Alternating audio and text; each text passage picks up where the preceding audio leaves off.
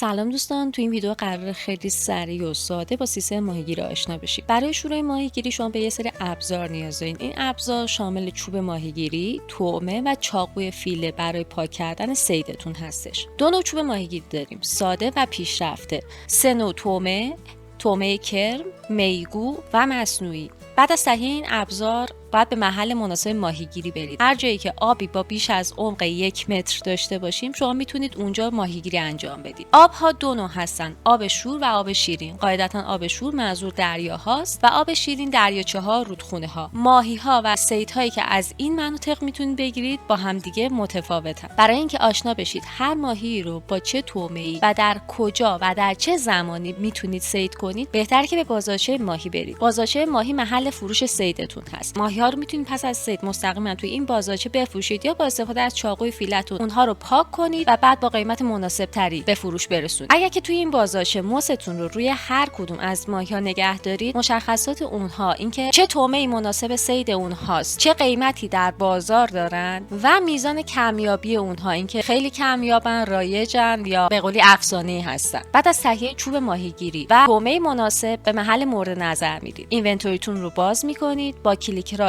روی چوب ماهیگیری طعمه مورد نظر رو نصب میکنید و چوب رو استفاده میکنید. پس از چند ثانیه یک مینی گیم روی صفحه شما ظاهر میشه. زمانی که ماهی توی کادر مورد نظر بود، دکمه‌ای که بهتون نمایش داده شده رو میزنید و ماهی صید میشه. پس از صید ماهی اینونتوریتون رو باز میکنید، با کلیک راست روی ماهی و همراه داشتن چاقوی فیله میتونید اون صید رو پاک کنید و بعد از پاک کردن فیله اون ماهی و لاشش به اینونتوریتون اضافه میشه. اما کوسه تنها ماهی هست که علاوه بر فیله و لاشه ممکنه که از داخل شکمش لوت بیشتری بهتون برسه. ممکنه ماهی‌های دیگر رو خورده باشه یا حتی اگر که خیلی خوش شانس باشید مروارید سیاه نصیبتون بشه. ماهیگیری یکی از روش‌های خیلی خوب واسه کسب درآمد اولیه است، مخصوصا واسه پلیرهای تازه‌وارد. اینو در نظر داشته باشید که هر چی سطح مهارت ماهیگیریتون بالاتر بره، شانستون واسه گرفتن ماهی‌های کمیاب‌تر بیشتر میشه.